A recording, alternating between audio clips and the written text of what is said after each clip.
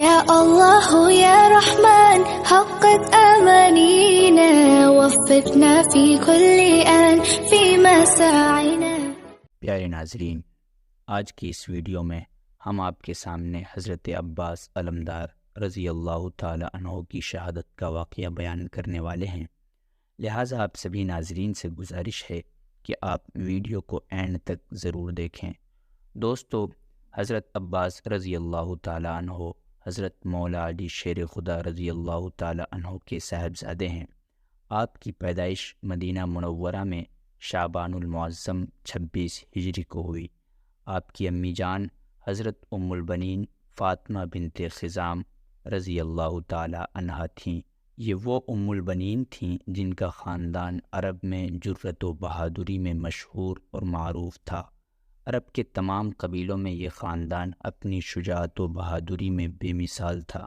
حضرت علی رضی اللہ تعالی عنہ اس بات پر بہت خوش ہوئے، کیونکہ جس طرح حضرت علی کی شجاعت و بہادری پورے زمانے میں مشہور ہے، اسی طرح آپ کی بیوی حضرت ام البنین رضی اللہ تعالی عنہ بھی ایک بہادر خاندان سے تعلق رکھتی تھیں۔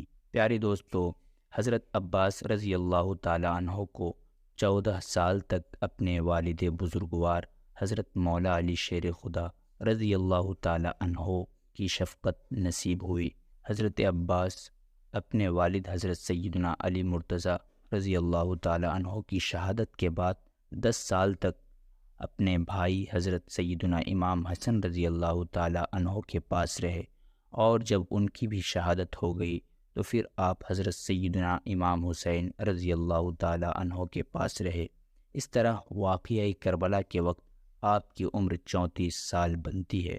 پیارے دوستو، 10 محرم الحرام سن 61 ہجری جمعہ کے دن کربلا کی سرزمین میں حضرت امام عالی مقام رضی اللہ تعالی عنہ کے تمام ساتھی اور ان کے خاندان والے ایک ایک کر کے شہادت کا جام پیتے جا رہے ہیں، اور اب باری آ گئی ہے حضرت سیدنا عباس علمبردار کی۔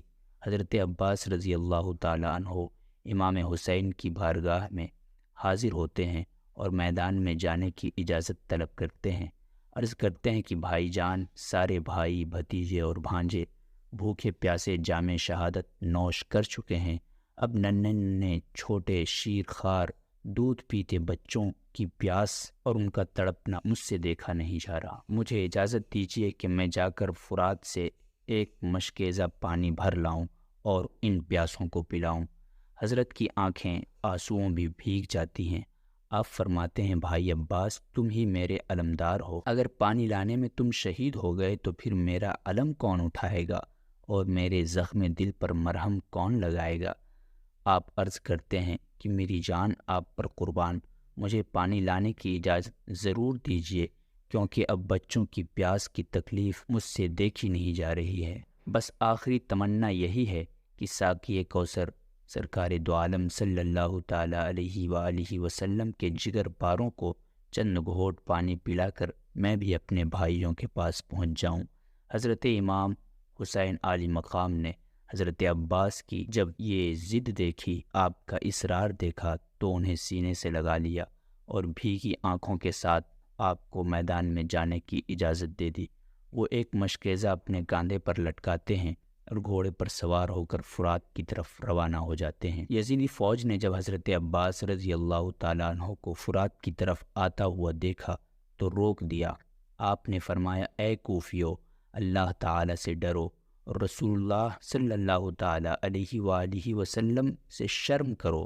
افسوس ہے تم پر، نہایت افسوس ہے کہ تم لوگوں نے سینکڑوں خط بھیج کر نواسۂ رسول حضرت امام عالی مقام کو اپنے یہاں بلایا، اور جب وہ سفر کی پریشانیاں مصیبتیں برداشت کر کے تمہاری زمین پر تشریف لا چکے ہیں تو اب تم ان کے ساتھ بے وفائی کر رہے ہو۔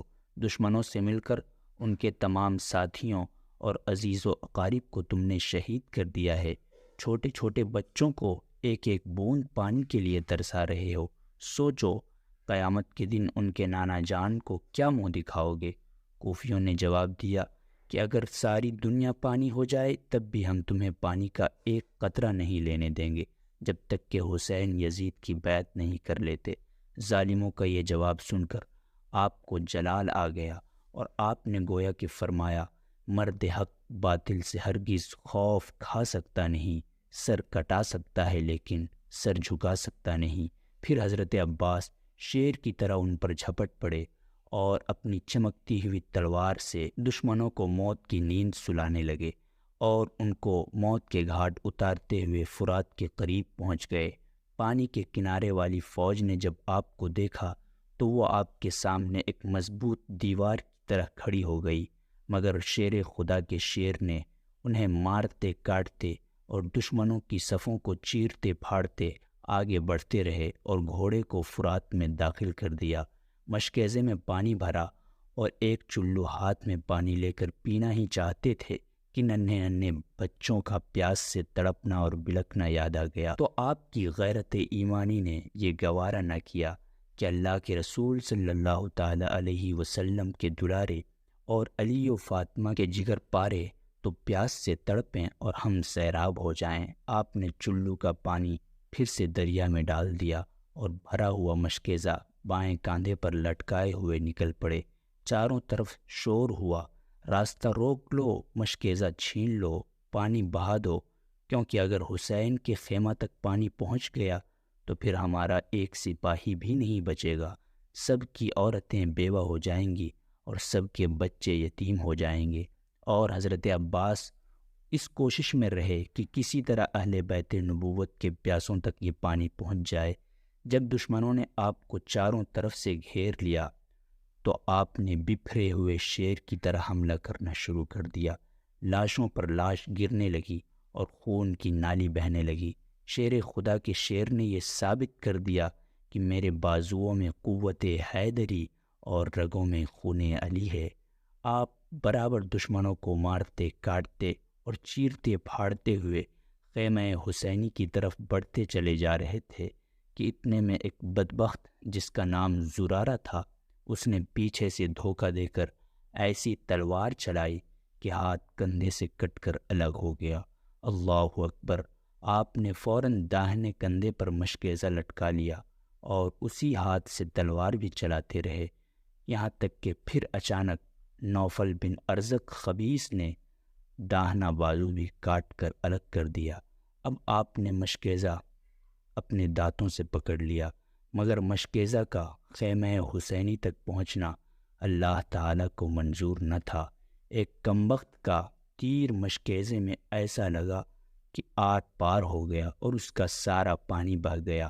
پھر ظالموں نے چاروں طرف سے گھیر کر آپ کو زخموں سے چور چور کر دیا، یہاں تک کہ آپ گھوڑے کی زین سے فرش زمین پر آ گئے اور آپ نے آواز لگائی، بھائی جان میری خبر لیجئے۔ امام عالی مقام دوڑ کر تشریف لائے، دیکھا کہ عباس علمدار خون میں نہائے ہوئے ہیں، بازو کٹے ہوئے ہیں، سینہ چھدا ہوا ہے اور عنقریب جام شہادت نوش کرنے والے ہیں۔ شدت غم سے امام کی زبان پر یہ کلمات جاری ہوئے کہ اب میری کمر ٹوٹ گئی۔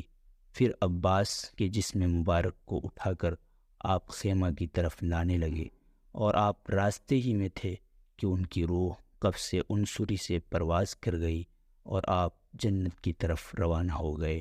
لوگوں نے آپ کو شہید کر دیا۔ انا للہ و انا الیہ راجعون۔ پیارے دوستو، یہ حضرت عباس علمدار رضی اللہ تعالی عنہ کی شہادت کا واقعہ تھا۔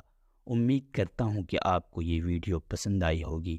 اگر ایسا ہے تو آپ ویڈیو کو لائک کریں، چینل کو سبسکرائب کریں، اپنے دوستوں کے ساتھ شیئر بھی کریں۔ ہم ملتے ہیں آپ سے کسی اگلی ویڈیو میں، تب تک کے لیے خدا حافظ۔